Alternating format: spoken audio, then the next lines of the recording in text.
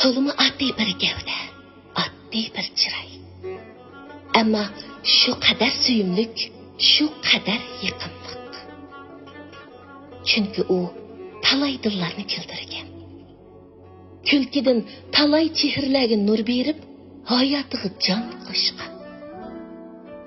Chaqchaq makoni, ma'rifat gulzori go'zal elida uning marhamatli qadami yetmagan yezi qishloq, sahrolar yo'q. U bog'larda, etiz qirlarda, daryo bo'ylarida, eli osmonda yangrag'an xushal kulkilarning sababkori. Yangi davrning xushallik ham kulki elchisi. Shaharlarda uningsiz so'rinlar hech qizigan emas. U borganligi yerda kulki qiqas o'ksigan emas. U shu qadar mehrlik inson. Sevgisini, yoshligini, sog'ligini eri chaqchaq san'ati uchun sarflar etgan.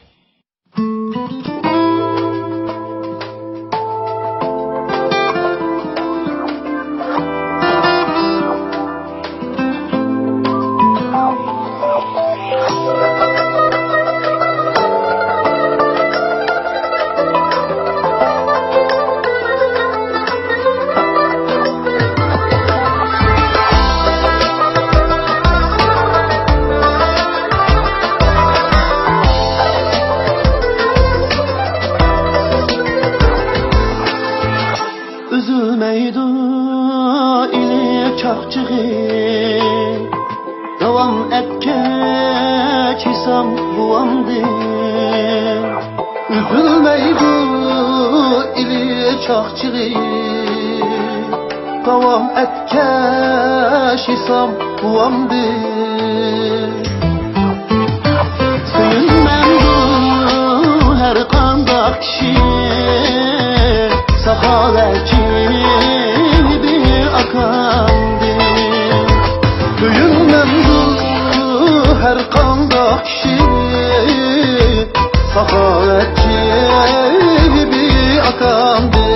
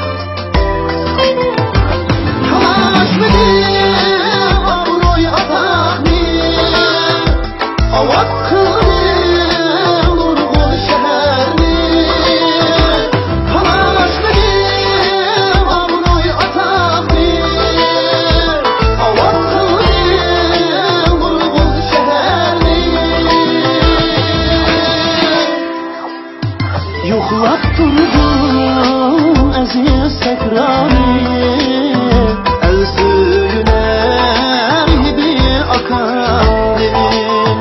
Yoklap durdum aziz tekrarı, el suyuner gibi akandı.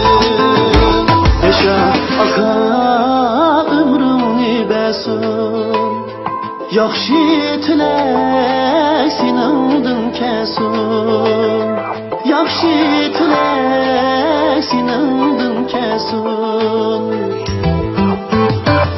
Ritimni